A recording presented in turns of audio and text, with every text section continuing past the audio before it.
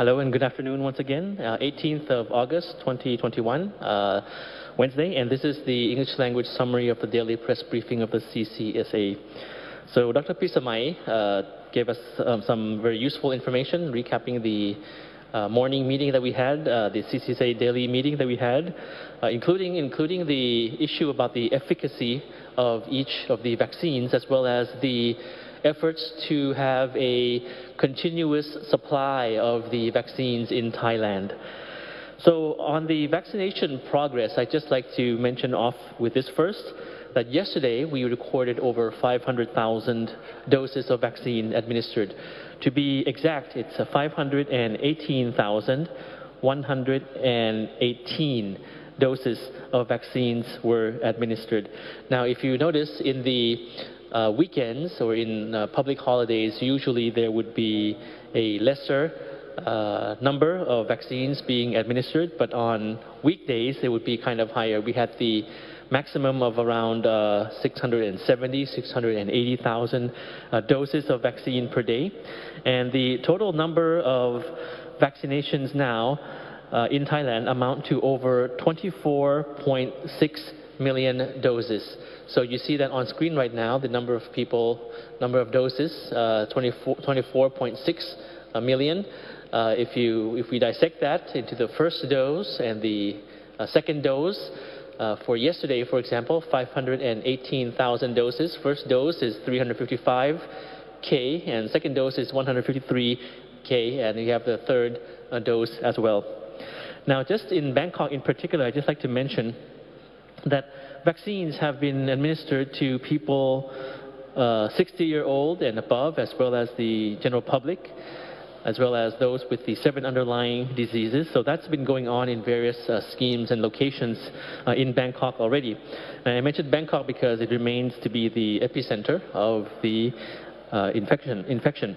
Now, in Bangkok in particular, for those who are 60-year-old and above, we have information that those who are age 60 and above, having taken their first dose, we have already administered 93.25%. So 93% of those that are 60-year-old and above in Bangkok have already received their first dose, which is a very good number. Likewise, in Bangkok, those with 7 underlying diseases have received, most of them have received the first dose already as well. We have in detail, which is 96.23%.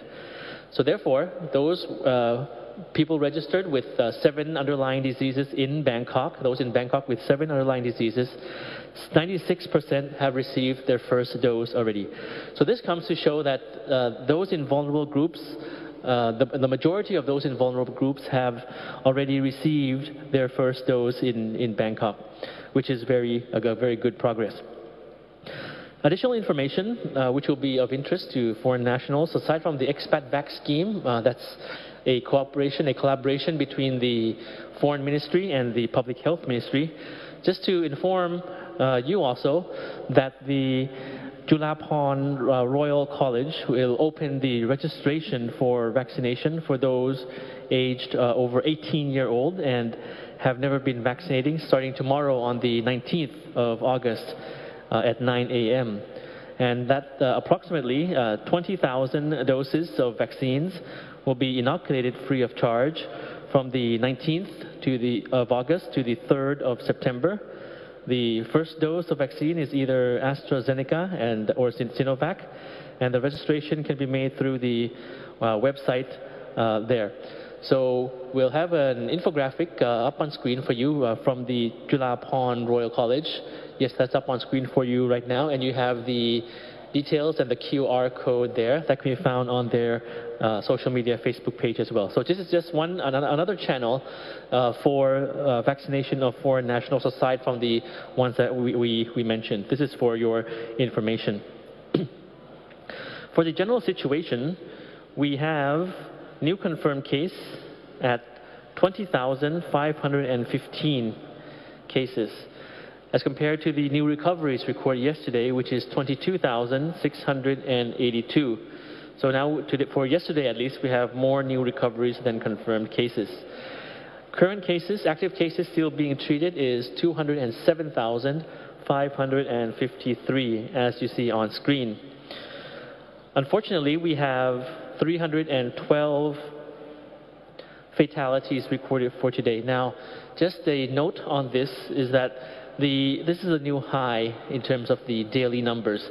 But just an important note that this high fatality rate is because some provinces in the past day had reported the accumulated number of fatalities, meaning that they reported the fatalities a bit late, meaning they accumulated fatalities in the past, for example, 2 or 3 days or more, and then they informed our central agency, the CCSA, a bit late. So therefore, the number was added on to the total fatalities for today. So therefore, the fatalities for yesterday, for example, is not actually this high. It's an accumulated number from 2 or 3 days or more. This was a reporting from a few provinces only, so this number had to be added on for today. However, the cumulative number of fatalities now we have at 8,285 with the 312 added from yesterday. This remains 0.87% fatality rate. No matter how low or high the fatality rate is, how many fatalities we have, a low number or a high number, it's still something that we very much regret, and we do not want this to happen. So just some observations, particularly for Bangkok. Just now I mentioned about the 60-year-old group and the group with the 7 underlying diseases, that most of them, over 93%, 96%, have already received their first dose. That's a very good progress that we are hearing, our feedback from the information that we receive from the field. Another percentage, which is a good news, is that in Bangkok in total, meaning the whole city of Bangkok, there had been inoculation of the first dose for 79% of the entire Bangkok population already. So we can say that around 80% of people in the entire vicinity of Bangkok had already received at least their first dose of the vaccine. However, Bangkok still remains the highest with the highest number of infections today. You see that on screen with over 4,000 cases, followed by other provinces nearby Bangkok with Samut, Sakhon, and Samut, Prakan coming in second. And you see the numbers there on screen. The reports of infection remain from those found in the various locations that we mentioned, hotspots, the factories and markets. And majority of fatalities remain to be those who are 60-year-old and above, and those with the 7 underlying diseases.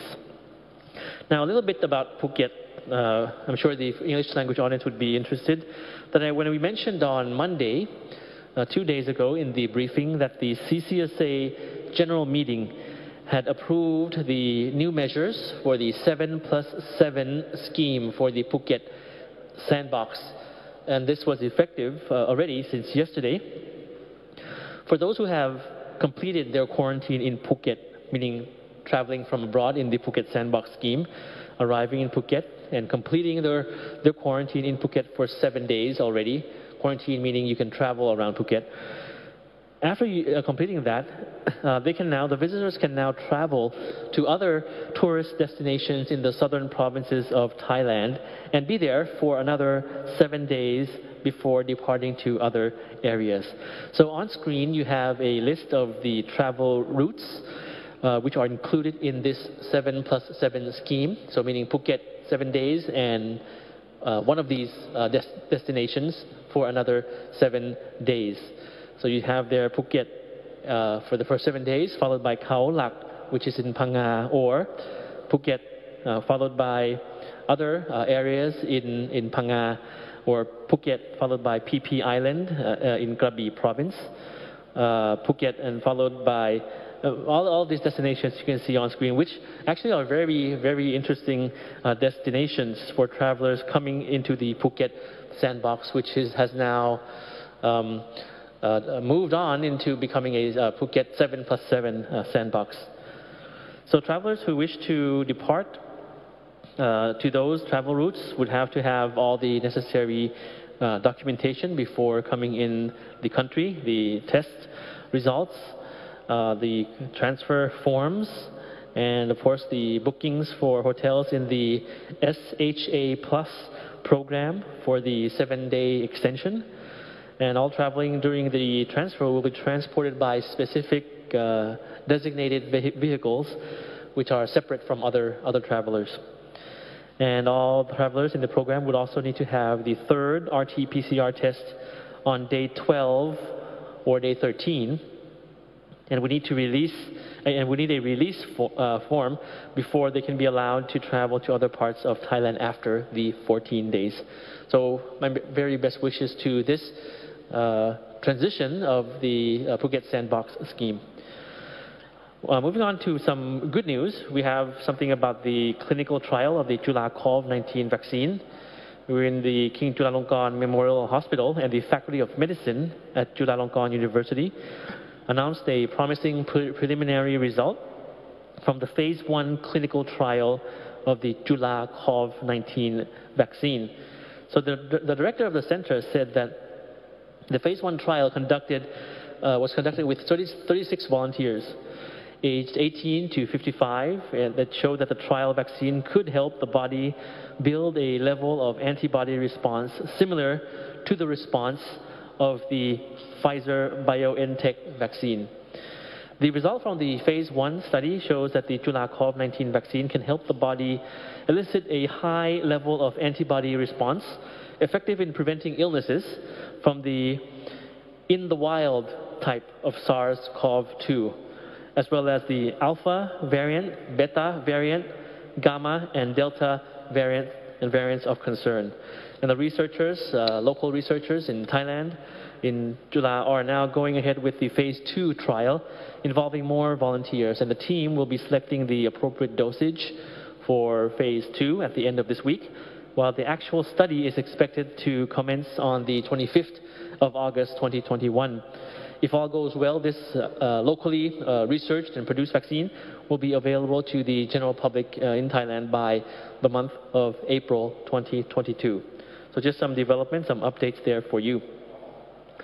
And last but not least, the Department of Disease Control strongly suggested that everyone should follow guidelines for what they call the universal protection. And this was emphasized by Dr. Apisamai in the Thai language briefing as well.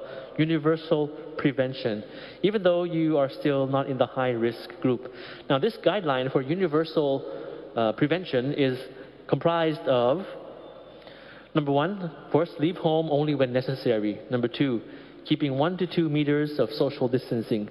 Number 3, wear masks, surgical masks, together with a cloth mask.